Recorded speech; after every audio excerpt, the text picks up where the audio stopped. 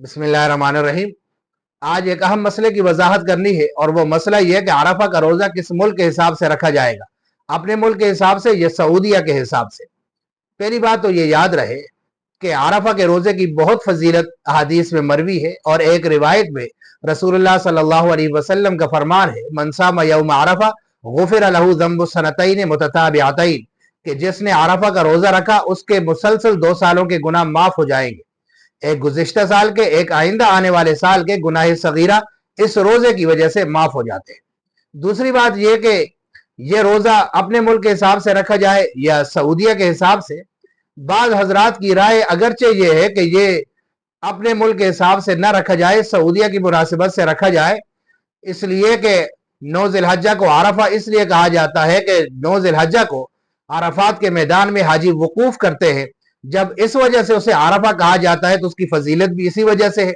तो फिर जब हाजी 9 ज़िलहज्जा को सऊदीया के हिसाब से वकूफ करते हैं तो हमें रोजा भी उसी हिसाब से रखना चाहिए, और वो रोजा हमारे यहाँ 8 ज़िलहज्जा को बनता है। लेकिन याद रहे कि अक्सर उलमा इकराम की राय यह है कि ये अपने मुल्क के हिसाब से रोजा रखा जाए, और वो उसकी वजह ये जिक्र करते हैं कि 9 ज़िलहज्जा को जो अरफा का दिन कहा जाता है, ये सिर्फ इस वजह से नहीं कहा जाता कि हाजी इस दिन अरफात में वकूफ करते हैं, बल्कि इसके अलावा भी वजूहात हैं। मसलन हजरत इब्राहीम अलैहिस्सलाम को अल्लाह ताला ने हज के मनासिक की मारिफत भी इसी दिन दी थी, इस वजह से भी इसे यौम अरफा कहा जाता है।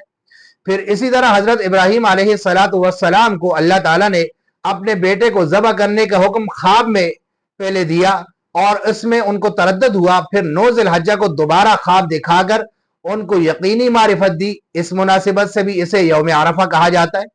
गोया 9 ज़िलहज्जा वकूफ़ अरफात के अलावा भी अरफा ही है, और इसकी फजीलत भी इस वजह के अलावा भी मौजूद है। और फिर अपने मुल्क के हिसाब से रोज़ा रखने की एक दलील ये भी है कि तमाम ममालिक का सऊदीया के हिसाब से रोज़ा रखना ना तो अकली तौर पर मुमकिन है, न शरीयत के उसूलों के मुताबिक है।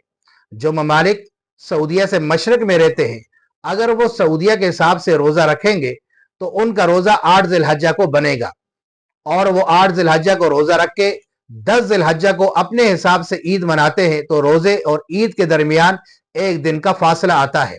हालांकि जिस रोज़े की फजीलत हदीस में वारिद हुई है, ये वो रोज़ा है जो ईद से एक दिन पहले है। इसीलिए बाज़ रिवायात में अरफा के बजाय 9 ज़िलहज्जा के अल्फाज मौजूद हैं। तो इसलिए अगर फजीलत हासिल करनी है तो वो ईद से एक दिन पहले रोज़ा रख के हासिल होगी। ईद तो हम अपने हिसाब से मनाएं और रोज़ा सऊदीया के हिसाब से मनाएं, तो ये बात अकली तौर पर भी दुरुस्त नहीं और शरीयत के उसूलों के मुताबिक भी नहीं। इसी तरह जो ममालिक सऊदीया से मगरब में है, जहां पर सऊदीया से भी एक दिन पहले ईद होती है, अगर वो 9 ज़िलहज्जा का रोज़ा सऊदीया के हिसाब से रखेंगे तो सऊदीया में जब 9 ज़िलहज्जा होता है, उन मगरबी ममालिक में 10 ज़िलहज्जा होता है जो ईद का दिन है, और ईद के दिन रोज़ा रखना ममनू है।